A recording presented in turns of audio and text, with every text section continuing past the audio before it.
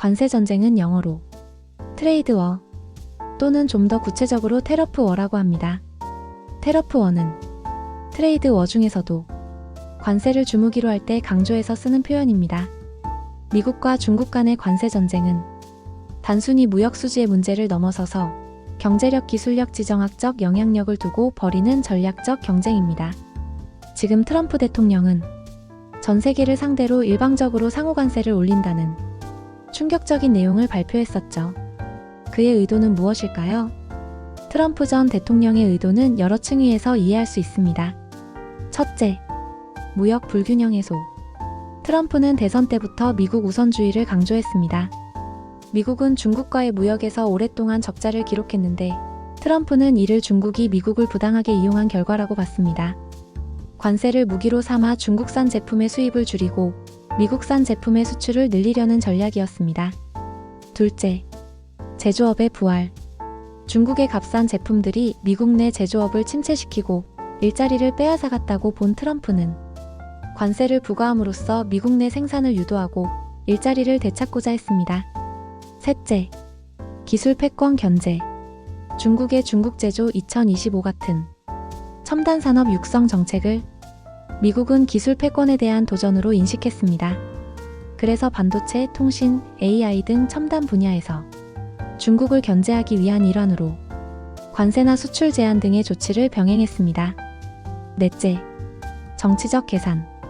트럼프는 강경한 대중국 정책을 통해 정치적 지지층을 결집시키고 미국 내 민족주의 보호무역 정서를 활용해 재선 전략에도 도움이 되도록 했습니다. 요약하자면 트럼프의 관세 전쟁은 단순한 무역 문제가 아니라 경제적 이익, 산업 전략, 기술 경쟁, 정치적 의도가 복합적으로 얽힌 전쟁이었습니다. 우선 바이든 행정부에서는 어떻게 달라졌는지, 그리고 중국은 이 관세 전쟁에 어떻게 대응했는지도 간단히 정리해 볼까요? 바이든 대통령은 트럼프와는 달리 외교 스타일은 훨씬 부드럽고 동맹 중시형이었습니다. 그렇지만 대중국 견제라는 핵심 기조는 유지했죠. 다만 접근 방식이 달라졌습니다. 동맹과의 공조 강화.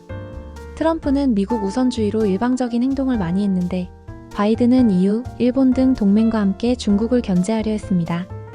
예를 들면 반도체 공급망, 히토류, 클린 에너지 등에서 중국 의존도를 낮추기 위해 다자 협력 강화를 시도하였습니다.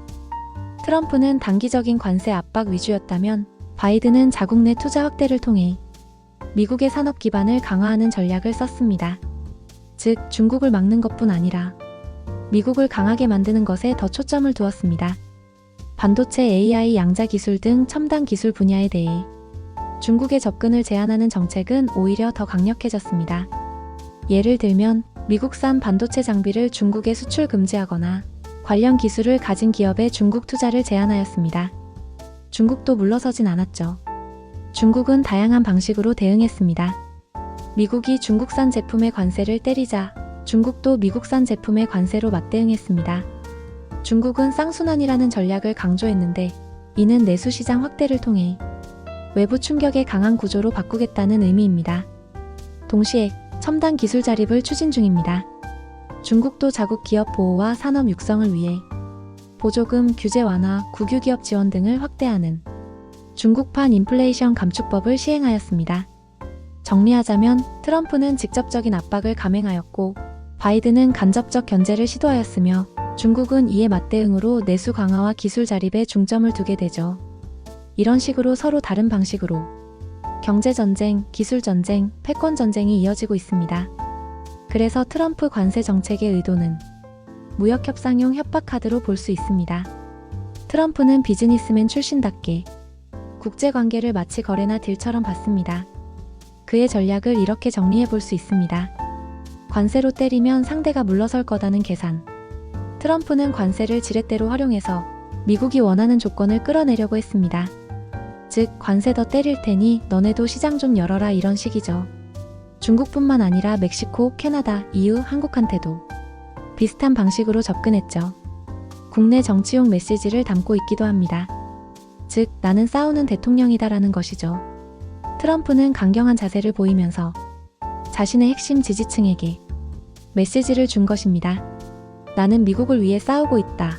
중국이 미국 일자리를 뺏어갔다. 내가 되찾을 거다라는 스토리텔링인 것이죠.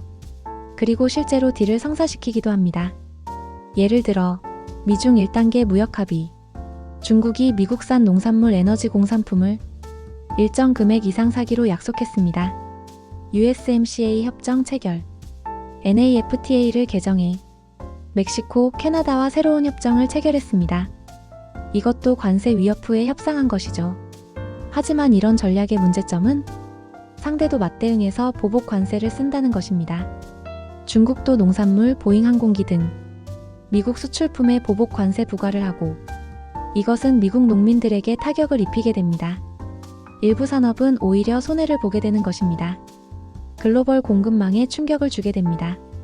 관세 때문에 기업들이 혼란을 겪고 제조 라인을 옮기기도 했었고 불확실성이 커져서 기업의 투자 위축도 생기게 됩니다.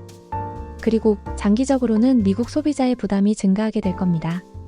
관세는 결국 수입물가 인상으로 이어지고 이건 미국 소비자의 물가 상승으로 연결되는 것입니다.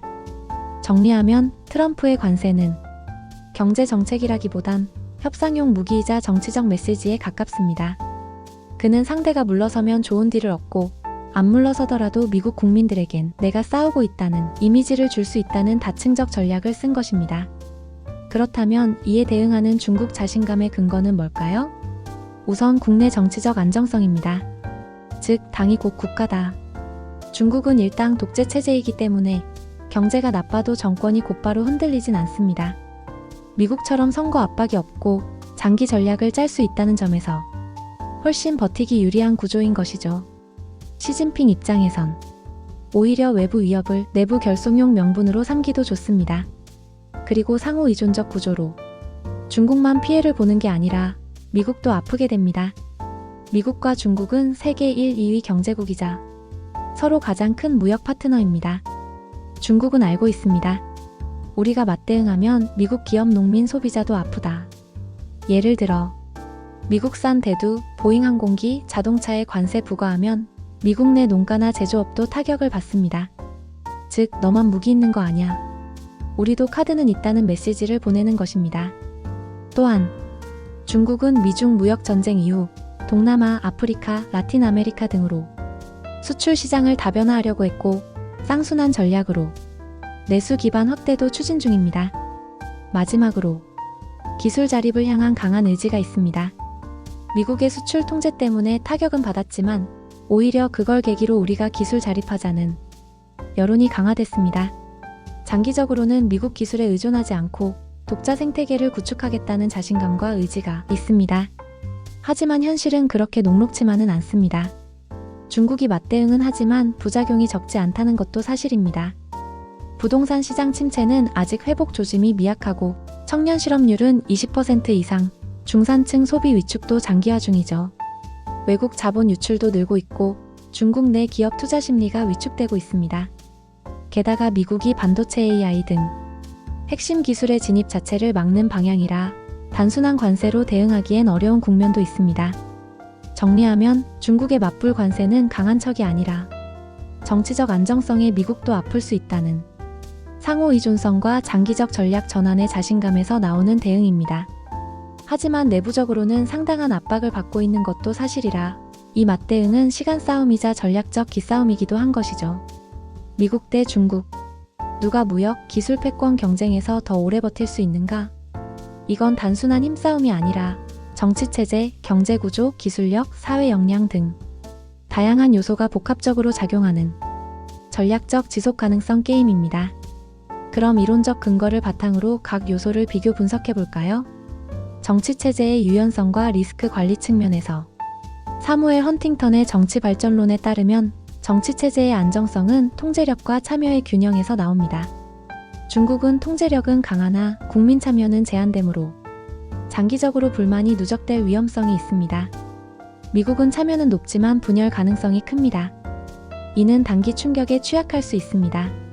장기전에서 통제 가능한 불만이 가능한 중국이 구조적으로 유리하나 리스크 터질 경우 충격은 클 수 있습니다. 경제 시스템과 내성 측면에서는 케인스 이론에서는 경제 충격에 대응하려면 내수 기반과 유연한 정책 조정 능력이 중요합니다. 미국은 내수가 강하고 통화, 재정 정책도 빠르게 쓸 수 있습니다. 반면 중국은 국가주도 구조가 방어력은 강하지만 민간 소비 회복이 느리고 부동산 의존이 높아 리스크가 고착될 위험이 있습니다. 경제 탄력성과 위기 대응 능력에서 미국이 더 유리하다고 볼 수 있습니다. 기술 자립성과 혁신 체계 측면에서는 슌페터의 창조적 파괴 이론은 민간 주도 혁신이 지속 가능성의 핵심임을 강조하는데, 미국은 민간이 주도하는 기술 혁신 생태계 보유하고 있어 혁신의 속도와 질에서 강합니다. 중국은 빠르게 따라잡고 있으나 기초과학, 설계기술 등은 아직 격차가 존재합니다. 기술 장기전에선 미국이 우위, 중국은 추격 중입니다. 국제정치, 동맹 구조 측면에서는 국제정치학에서 조셉 나이의 소프트 파워 이론에 따르면 문화, 가치, 제도의 매력이 패권 유지의 핵심입니다. 미국은 반도체 동맹과 같은 동맹과의 연합으로 압박이 가능하지만 중국은 고립은 아니지만 정치체제 차이로 신뢰도가 낮습니다. 그러므로 외교적 장기전에서는 미국이 훨씬 유리한 고지에 있습니다. 종합적으로 요약하면 미국은 정치체제, 경제 탄력성, 기술 자립, 국제 영향력에서 정치체제만 빼고 모두 우위에 있으므로 장기전에서는 미국이 유리하다고 볼 수 있습니다. 물론 중국도 쉽게 무너지진 않지만 구조적 약점 즉 내수 회복력, 핵심 기술 의존, 외교 고립 등이 명확합니다. 미국은 선거 등 단기 혼란은 있을 수 있으나 기술력, 동맹, 시장 유연성을 바탕으로 지속 가능한 압박 전략이 가능합니다. 미국이 전반적으로 강하지만 중국도 쉽게 무너지지 않는 구조이고, 특히 정치적 통제력과 장기 전략 실행력에서는 중국이 미국보다 유리한 점도 있습니다. 그럼에도 불구하고 중국이 이길 수 있는 시나리오들이 있습니다. 만약 중국이 자체 반도체, AI, 양자 기술 등에서 돌파구를 만들 수 있다면 기술 격차가 좁혀져 미국의 최대 무기가 무력화될 수도 있습니다. 그리고 미국 중심의 자유주의 질서에 균열이 생기고 중국이 주도하는 새로운 블록이 커질 경우 중국, 러시아, 이란, 브라질, 남아공이 연대하여 내수 기반을 성공적으로 확장할 수도 있습니다. 부동산, 국유기업 중심 경제 구조에서 중산층 중심의 소비 경제로 성공적 전환이 이루어질 경우 장기적 경제 탄력성이 생기고 미국의 내수 의존형 경제 구조와 경쟁이 가능해지는 것이죠. 혹은 미국의 내부 불안이 심화하면, 즉 미국 내부에서 극우대 진보의 정치적 분열, 빈부격차 확대, 외교 피로감이 커지면 글로벌 리더십이 흔들릴 수 있습니다. 요약하면 현재 구조상 미국이 장기전에 더 유리한 고지를 선점하고 있습니다. 하지만 중국은 쉽게 무너지지 않는 내구성과 장기 전략 실행 능력이 강점입니다. 승부는 기술 자립, 동맹 구도, 그리고 각국의 내부 문제 관리에 달려 있습니다. 그럼 중국이 아닌 유럽이나 일본 등은 어떻게 반응을 할까요? 유럽의 반응, 전략적 모호성과 자율성 강화입니다. 유럽은 나토를 중심으로 안보는 미국에 의존하고 있습니다. 러시아, 우크라이나 전쟁 이후엔 더욱 미국과의 안보 공조가 강화되었습니다. 중국과의 경제 관계를 유지하고 있기도 합니다. 독일, 프랑스 등은 중국을 핵심 무역 파트너로 보고 있죠. 특히 자동차, 에너지, 고급 제조업 등은 중국 시장이 매우 중요합니다. 전략적 자율성을 강조하는 측면으로 미국과 중국 사이에서 유럽은 독자 노선을 유지하려는 경향이 있습니다. 예를 들면 프랑스 마크롱 대통령은 유럽은 미국의 속국이 아니라라는 발언을 하기도 했습니다. 결론적으로 유럽은 미국과의 안보 동맹은 유지하면서도 중국과의 경제 관계를 완전히 끊지는 않으려는 입장입니다. 둘 중 하나만 고르기보단 우리 길을 가겠다는 전략적 모호성 전략인 것이죠. 일본의 반응은 미국에 밀착하면서도 중국을 견제하는 입장입니다. 미일 안보 동맹은 매우 강력하고 중국의 군사력 확대에 일본이 가장 민감하게 반응하고 있습니다. 거의 미국과 일심동체인 것이죠. 최근에는 반도체, 배터리, 히토류 공급망에서 미국과 공동전선을 형성하기도 했습니다. 중국에 대한 기술 견제에 동참하기도 합니다. 일본은 반도체 노광 장비 등과 같은 첨단 장비 제조 강국으로 미국의 요청으로 중국에 대한 수출 제한에 동참하기도 했습니다. 그러면서도 일본 기업들은 여전히 중국 내 공장과 소비 시장에 의존하는 면이 있습니다. 따라서 지나치게 강한 대립은 피하려고 조심스러워하고 있죠. 결론적으로 일본은 안보적으로는 미국과 완전히 공조, 경제적으로는 조심스럽게 중국과 거래 유지하는 이중 전략을 쓰고 있습니다.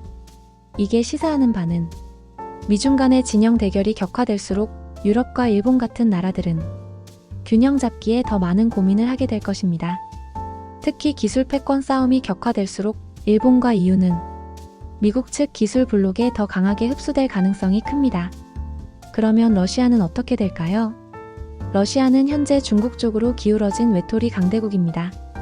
우크라이나 침공 이후 미국과 EU는 강력한 경제 제재를 하였고 러시아는 서방 세계에서 사실상 고립되었습니다. 한편 에너지 수출, 무역, 안보 등 다양한 면에서 중국 의존도가 급증하고 있습니다. 즉 형님은 중국, 나는 동생 구도로 굳어지는 중입니다. 러시아는 미국 중심 질서에 맞서 브릭스 플러스 같은 구조를 통해 대한 국제 질서를 꿈꾸는 중입니다.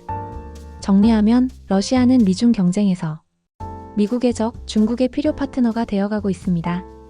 러시아의 미래 전략 시나리오는 1. 중국 블록 내 에너지 공급국과 안보 파트너. 러시아는 중국이 필요한 자원을 갖고 있습니다.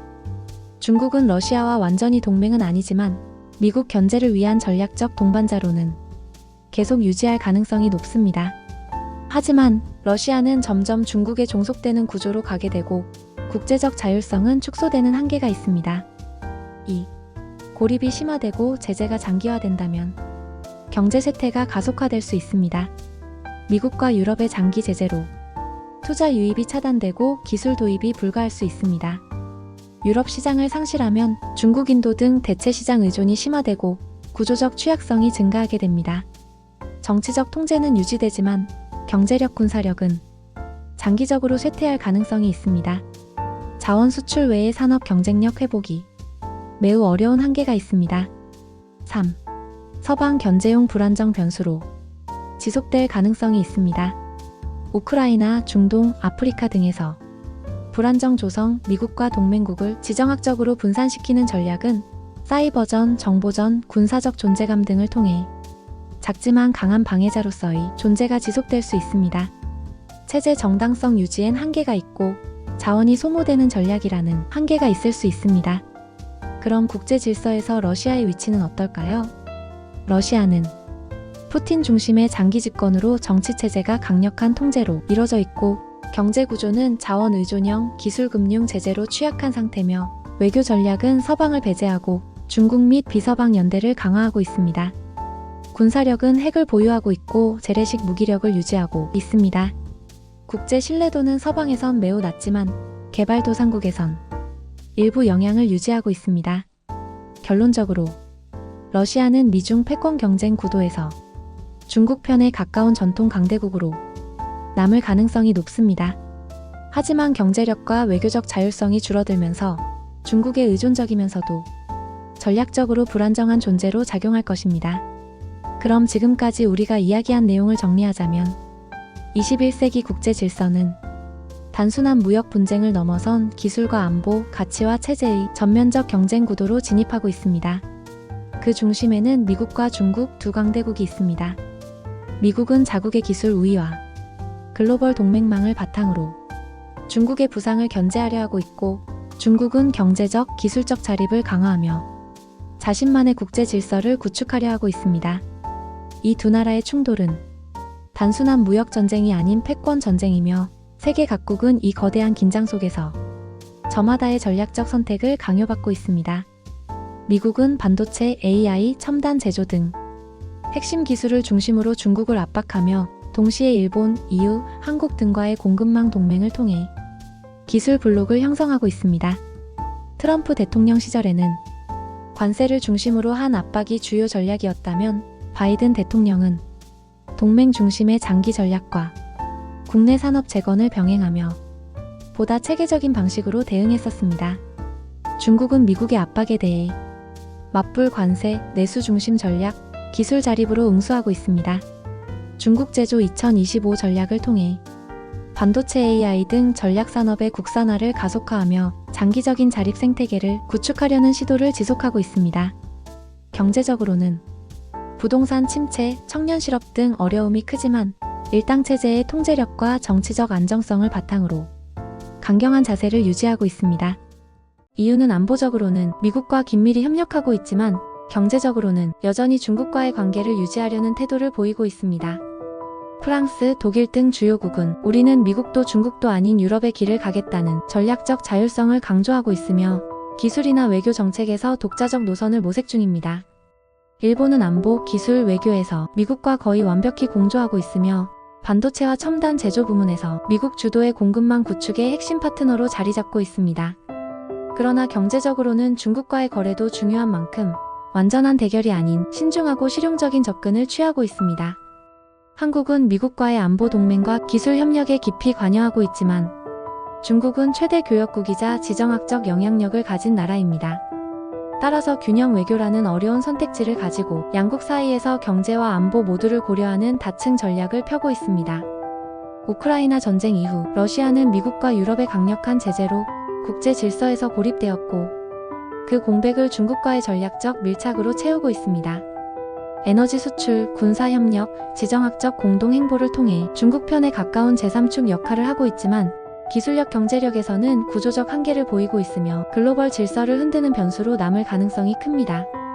경제 유연성, 기술 혁신력, 글로벌 영향력에서 미국이 구조적으로 더 유리한 위치에 있지만 중국은 장기 전략과 정치적 안정성, 막대한 시장과 인구 자원을 바탕으로 쉽게 무너지지 않는 지속 가능한 도전자의 면모를 보이고 있습니다. 세계는 지금 편을 고르기보다는 버틸 줄 아는 전략이 필요한 시대에 들어섰다고 할 수 있습니다.